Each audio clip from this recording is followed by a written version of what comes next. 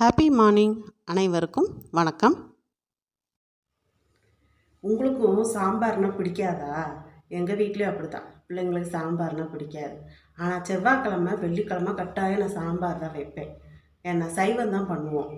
அப்போது ஒன்று வத்த குழம்பு பண்ணுவேன், அல்ல புளிக்குழம்புல நிறைய ஐட்டம் பண்ணுவேன். சாம்பார் பெரும்பாலும் செவ்வாய்க்கிழமை வெள்ளிக்கிழமை இட்லிக்கும் சேர்த்து சாம்பார் யூஸ் ஆகிக்கும்ல, அந்த மாதிரி செய்வேன். ஆனால் பிள்ளைங்க சாப்பிட்றது இல்லைல்ல, அப்போ நம்ம சாம்பார் வச்சு பிரயோஜனம் இல்லைன்னு என்ன செய்வேன்னா பச்சைப்பயிறு நெய் விட்டு கடைச்சல் ஒன்று பண்ணுவேன். ரொம்ப சூப்பராக இருக்கும். நீங்களே ட்ரை பண்ணி பாருங்களேன். பச்சைப்பயிறு கடைச்சல் எப்படி செய்யலான்னு பார்க்கலாமா? வாங்க வீடியோக்குள்ளே போகலாம். பச்சைப்பயிறு கடைசல் தான் பண்ண போகிறோம். அதுக்கு பச்சைப்பயிறு எடுத்துக்கலாம்.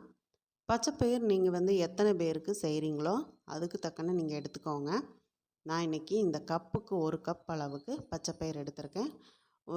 இந்த அளவு தக்காளி, ஒரு 5 பச்சை மிளகா, ஒரு 10 பல் பூண்டு, வெங்காயம் குட்டி குட்டியாக இருக்கிறதுனால 6 வெங்காயம் எடுத்துருக்கிறேன். இவ்வளோதாங்க. ரொம்ப சிம்பிளாக சீக்கிரம் செய்யக்கூடிய ஒரு ரெசிபி தான். டேஸ்ட் பார்த்திங்கன்னா ரொம்ப சூப்பராக இருக்கும். இப்போ அடுப்பில் குக்கர் வச்சுக்கோங்க. குக்கரில் இல்லைன்னா கூட நீங்கள் மற்ற பாத்திரத்தில் கூட நீங்கள் பண்ணிக்கலாம். ஃபஸ்ட்டு பச்சைப்பயிரை வறுத்துக்கலாம். அதோட ஃப்ளேவர் கொஞ்சம் வர்ற அளவுக்கு வறுத்துக்கணும். நிறம் மாறக்கூடாது. குழந்தைங்க லஞ்சுக்கும் கேட்டதுனால 2 கப் அளவுக்கு பச்சைப்பயிறு எடுத்துக்கிட்டேன். இப்போ வறுத்துக்கலாம். லைட்டாக வறுத்துட்டு செய்யும்போது உங்களுக்கு இன்னும் நல்லா டேஸ்ட்டாக இருக்கும். வறுக்காமல் நீங்கள் பச்சைப்பயிறு நீங்கள் கடைசல் பண்ணினீங்கன்னா லைட்டாக ஒரு வழுவழுப்பு தன்மை இருக்கும். அதோட ராஸ்மெல் பிடிக்காமல் பிள்ளைங்க சாப்பிட மாட்டாங்க. அதாவது பயிர் கொஞ்சம் சூடாகி அதோட வாசம் வரும். அந்த டைமில் நம்ம அடுப்பை ஆஃப் பண்ணிவிட்டு ஆறுனதுக்கப்புறம் கழுவி எடுத்துக்கணுங்க. இந்த மாதிரி வறுத்து விட்டுக்கோங்க. இப்போ அடுப்பை ஆஃப் பண்ணியாச்சு. நல்லா ஆறட்டும். ஒரு பவுலுக்கு மாற்றிடுங்க. மாற்றிட்டு ஆறுனதுக்கப்புறம் 2 தண்ணிக்கு கழுவி பச்சைப்பயிறு எடுத்துக்கலாம். இப்போ அதே குக்கரில் தாளித்து விட்டுறலாங்க.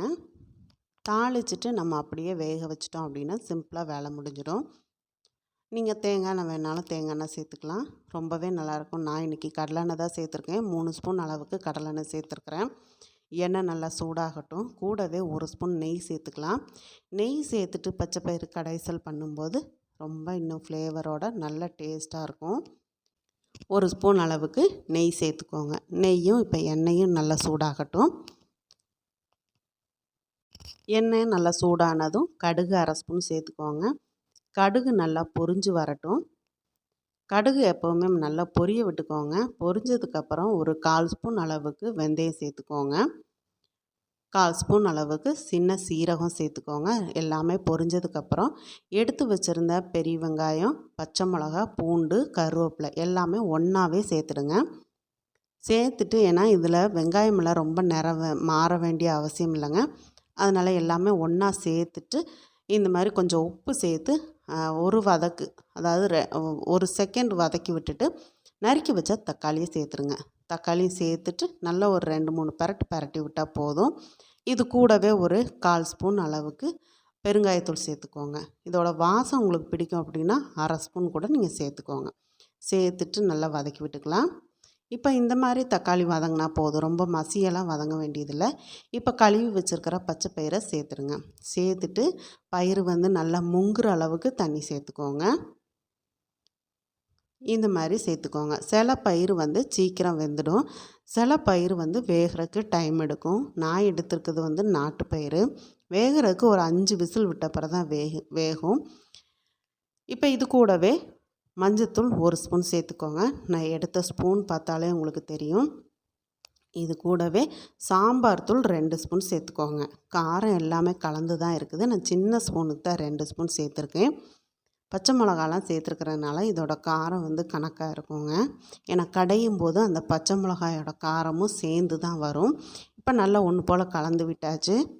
எப்போவுமே நீங்கள் பிகினர்ஸ் சமைக்கிறீங்க அப்படின்னா குக்கரில் இந்த சுற்றி இருக்கிற இந்த ரப்பர் கரெக்டாக ஃபிட்டாக இருக்குதான்னு பார்த்துட்டு க்ளோஸ் பண்ணுங்கள். எங்காச்சும் லைட்டாக ஓப்பனாக இருந்தாலும் குக்கர் மூடி வெடிக்கிறதுக்கு வாய்ப்பு இருக்குது. இப்போ குக்கரில் மூடி போட்டாச்சு, விசிலுக்கும் போட்டாச்சு. விசில் எனக்கு என்னோடய பயிருக்கு 5 விசில் விட்டேன். நாட்டு பயிருங்கிறதுனால நல்ல ஒரு பெரிய பயிரும் கூட 5 விசில் விட்டு நல்லா வேக வச்சாச்சு. இப்போ ஓப்பன் பண்ணி பார்க்கலாம். விசில் சத்தம் அடங்குனதுக்கு அப்புறம் தான் ஓப்பன் பண்ணணும். கூடவே ரசமும் வச்சு இன்றைக்கி வெண்டைக்காய் பொரியல் பண்ணினேன். ரொம்ப நல்லா இருக்குங்க. நம்ம மசிக்கிறதுக்கு முன்னாடி கொஞ்சமாக மல்லித்தழையும் சேர்த்துட்டு நல்லா ஒரு குழிக்கரண்டியை எடுத்துகிட்டு நல்லா மசிச்சு விட்டிங்கன்னா போதும், நல்லா மசிஞ்சிடும். சூப்பராக மணக்க மணக்க பச்சை பயிறு கடைசல் ரெடி ஆயிடுச்சு பாருங்கள். அப்படியே சுட சுட சாதத்தில் இந்த பச்சைப்பயிறு போட்டு பிசைஞ்சு சாப்பிடும்போது சூப்பராக இருக்கும். எங்கள் வீட்டில் குழந்தைங்க ஒரு ஃபாலோ பண்ணுவாங்க, என்ன தெரியுமா? சுட சுட சாப்பாடு தட்டில் போட்டுட்டு மேலே நல்லா 2 கரண்டி இந்த பச்சைப்பயிறு கடைசில் வச்சு சூப்பராக என்ன பண்ணுவாங்க, ரசம் அப்படின்னு நிறைய ஊற்றி சாப்பிடுவாங்க. அது ஒரு டேஸ்ட்டாக இருக்கும். ட்ரை பண்ணி பாருங்களேன் நீங்களும். மேலாப்பில் 1 ஸ்பூன் நெய் விட்டுட்டு நல்லா கலந்து விட்டாச்சு. ஒரு 5 நிமிஷம் கழித்து சாப்பாட்டோட சர்வ் பண்ண வேண்டியதுதான். ரொம்ப அருமையான பச்சைப்பயிறு கடைசல் ரெடி ஆயிடுச்சு. இப்போ குக்கர்லேருந்து வேற ஒரு பாத்திரத்துக்கு மாற்றிடுங்க. நீங்களும் வீட்டில் ட்ரை பண்ணி பாருங்கள். எப்படி இருந்துச்சுன்னு கமெண்ட் பாக்ஸில் சொல்ல மறக்காதீங்க. தொடர்ந்து நம்ம சேனலை சப்போர்ட் பண்ணுங்கள், சப்ஸ்கிரைப் பண்ணுங்கள். சப்ஸ்கிரைப் பண்ணும்போது ஆளுங்கிற பெல் பட்டனோட சப்ஸ்கிரைப் பண்ணிக்கோங்க. அப்போ தானே போடக்கூடிய வீடியோஸ் உடனுக்குடனே நோட்டிஃபிகேஷனில் கிடைக்கும். இப்போ அந்த குக்கர்லேருந்து கடைசலை பாத்திரத்துக்கு மாற்றியாச்சு. இன்னொரு விஷயம் என்னென்னா, குக்கரில் இந்த கடைசல் பண்ணிட்டேன் அப்படின்னாலே இந்த லாஸ்ட்டு அந்த சட்டி சோறு வந்து பிள்ளைங்க கேட்பாங்க. எப்படின்னா, சுட சுட சாதத்தை அந்த குக்கரில் போட்டு நல்லா ஒரு பெரட்டி பெரட்டி நல்லா ஒரு 2, 3 உருண்டை உருட்டி ஆளுக்கு கொடுத்தேன் அப்படின்னா, காலையிலே ஆளுக்கு ஒரு உருண்டை வாங்கி சாப்பிட்டுப்பாங்க. அது ரொம்ப டேஸ்ட்டாக இருக்கும் குழந்தைங்களுக்கு. நீங்களும் வீட்டில் இந்த மாதிரி லாஸ்ட்டில் உள்ள குழம்புல கொஞ்சம் சோறை போட்டு பெரட்டி அப்படியே ஒரு 2 உருண்டை உருட்டி வாயில் கொடுங்களேன். பெரியவங்களே அந்த சாப்பாட்டுக்கு அடிமைங்கிற மாதிரி ஒடியாந்து எனக்கு ஒரு உருண்டை கொடுன்னு கேட்பாங்க. அந்த அளவுக்கு டேஸ்ட்டாக இருக்கும். எப்போவுமே இந்த கடைசியாக வர்ற அந்த சாதங்கிறது அது ஒரு எக்ஸ்ட்ரா ருசி தான். அது என்னன்னு தெரியலை. எங்கள் அம்மா கையில் சாப்பிட்டு எனக்கு அப்படி ஒரு பழக்கம். நானும் அதே பழக்கத்தை என் பிள்ளைங்களுக்கும் பழக்கி கொடுத்துட்டேன். அதனால் நீங்களும் ஒரு தடவை ட்ரை பண்ணி பாருங்கள். இல்லை உங்கள் வீட்லேயும் இந்த பழக்கம் இருக்குதா அப்படின்னு கமெண்ட் பாக்ஸில் கமெண்ட் பண்ணுங்கள். சூப்பராக லாஸ்ட்டில் உள்ள சட்டி சோறு ரெடி ஆகிடுச்சு. பச்சை பயிறு கடைசலும் ரெடி ஆகிடுச்சு. இந்த மாதிரி சுட சுட இப்படி ஒரு உருண்டையை உருட்டி பிள்ளைங்களுக்கு கொடுத்து பாருங்கள். வாங்களேன் நீங்களும் சாப்பிட்லாம்.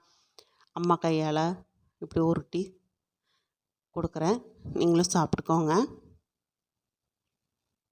இது வரைக்குமே நம்ம சேனலை சப்போர்ட் பண்ணி சப்ஸ்கிரைப் பண்ணிகிட்ருக்க எல்லா நண்பர்களுக்கும் ஃபேமிலிக்குமே ரொம்ப நன்றி. மீண்டும் அடுத்த ஒரு ரெசிபியில் சந்திக்கிறேன். நன்றி, வணக்கம்.